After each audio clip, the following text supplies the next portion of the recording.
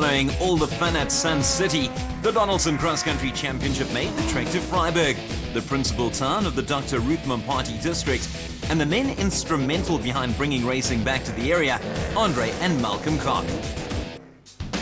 Ons ken die terrein redelijk goed, soos ek ou vanoggend sê. As ek verdwaal, sal ek weer by die huis uitkom. Maar ons weet wat 'n rigting loop die roete, maar ek dink dit is vir ons ook iets niets. Adrie hulle sê dit 'n baie lieflike roete, baie tegnies, iets van alles vir ons uitgesit. So ons sien baie daarna. All eyes were understandably on the Castrol Toyota crew of Anthony Taylor and Dennis Murphy, who were looking for their fourth win on the trot to extend their lead at the top of the championship. The pair duly delivered, putting in another superb performance on the virgin terrain, leading from start to finish, having also set the fastest time in qualifying. It was a difficult 2 days for their main rivals, Chris Visser and Jaapie Baarnost in the Ford Racing Ranger. They were troubled by a loose protector cover on their back diff. After removing it and getting back out onto the route, the pair produced arguably the drive of the day, which put them second in the Class SP Championship. And they'll need to clock in as many hours as they can in the car as they are headed for Dakar in January, a first for both of them. They also experienced a flat en route, but again it was quickly patched up as they managed to claim third place on the podium. Now, two men who know a lot about Dakar, Duncan Foss and Rob Howie. The Castrol Toyota crew and defending champs put in another solid performance, with Duncan describing the route as brilliant. They had their hiccups, such as beaching their car on a hump, along with the odd puncture, but the experience proved telling as they claimed second place and third in the SP points standings. 4.5 points behind them in the standings, the Atlas Copco team of Gary Berthold and Siegfried Rousseau, who also came fourth on the day. Plenty of problems for Johan van Staden and Mike Lawrenson in the Toyota Hilux. They hit a massive rock, and while van Staden did phenomenally well not to roll the car, they had to settle for a DNF. Hicho Brain and Henry Hicho finished fourth in their Mickerin Toyota Hilux. A minute quicker and a place on the podium could have been theirs. One place further back, the first of the region racing crew, Michael Whitehouse and Matthew Carlson.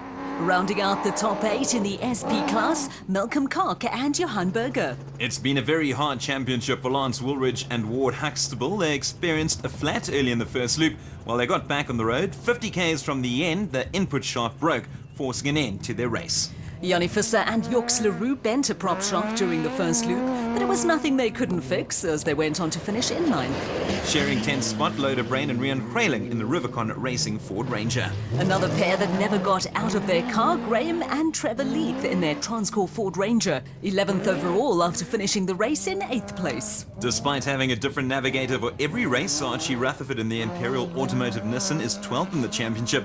This time around, he was with John G. Rhodes. Henny de Klerk and Johan Smallberger from RFS Motorsport set a time of just over an hour in qualifying and then went on to finish the race in 13th place. They may not have seen many finishes this season, but this time around, the RFS Motorsport team of Christian de Ploy and Henk Janssen van Vuren did reach the flag, doing so in 10th place to move to 14th in the championship.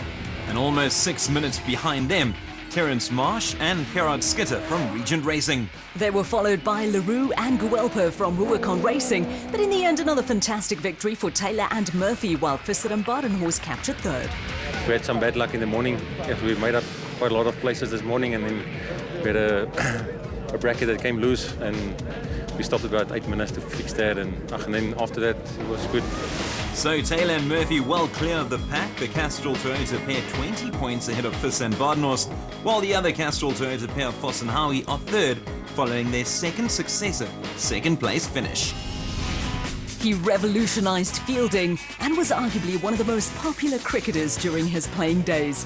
Nowadays, John T. Rhodes has turned his attention to coaching, and while his talents have him travelling the world on a very tight schedule, Rhodes managed to take some time off to have another go as the celeb navigator for the Regent Racing team, his second innings, so to speak. Having failed to finish in his first starting, John T. was desperate to reach the flag this time round, even if it meant running the route. And knowing his fitness, I wouldn't rule that out. Driving alongside Archie Rutherford, the pair finished 12th in the production vehicle category. From what I've heard, it looks like I picked the right race to navigate for because it was tough out there. It was pretty difficult, you know, but I think being a novice, I was a bit anxious that the guys have put me under pressure saying, oh, it's so much dependent on the navigator because it's going to be quite difficult because it's so flat and a lot of fences and gates to go through. But everybody seemed to have a few problems from a navigational point of view. So I made a few mistakes, but it seemed like everybody else did the same. So our times weren't too bad. Not too bad at all. The result puts him 5th in the Celeb Challenge standings, but it must be said they picked up some punctures along the way, unlike Derek Alberts, who had a problem-free run and sits on top. The countdown continues to the Dakar Rally taking place in January 2014. The Imperial Toyota team have enjoyed tremendous success since joining the race in 2012, when Janiel de Villiers and Dirk van Zijdewits came 3rd, and rookies Duncan Voss and Rob Howie finished 10th. Well, preparations are in full swing, and this time around, Howie will be joined by a new driver, Leroy Poulter. Leroy, your first trip to Dakar, excited, nervous? Yeah, I think a bit of both. You know, you don't know what to really expect. But I think, you know, having Rob there, he's been there and done it, and it will help me a lot.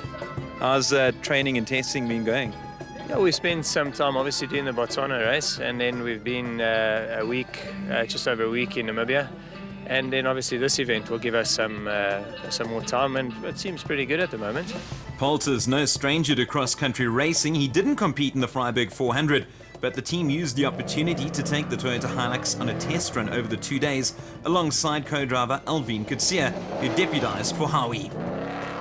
Look, I think every time you do enter something like this and you have more knowledge, you obviously deal with the things that are important. You know, the first time you absolutely are overwhelmed with the experience and what have you. And even going back to Namibia, for example, you hone in on the things that are important. So I think that's what it does. It just narrows it down for you to get the detail, you know.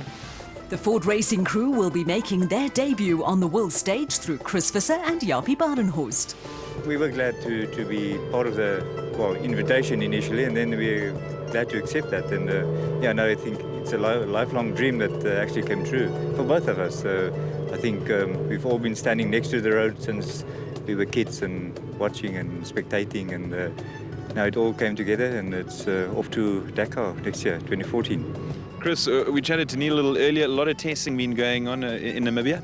Yeah, no, we went there last week or the Monday, and yeah, me and Jaapie went with just a normal car in the dunes and tried to read the dunes and try to drive the dunes. It's I must say it's quite tricky, but yeah, we went yesterday. We went with a racing car in the dunes, and it was good. I must say the testing is going very well.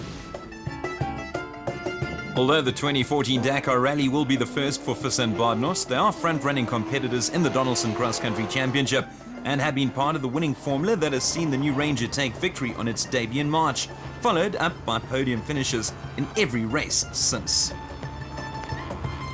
The area they need to learn is going to be in the navigation and the sand. We know their speed in the rocky areas and the hard pack, and there's no debate there. They're really, really fast. And then I think the other thing is just to consolidate and keep it together.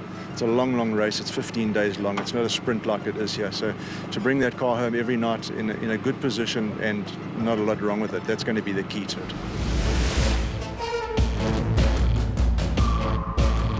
The next 2 rounds of the championship are going to be very important in the Class D stakes, with the perennial consistent performers Jason Fenton and Vincent van Alleman from Tryson Racing currently have a 20-point cushion over brothers Johan and Van der Horn in the Mullilan Toyota Land Cruiser.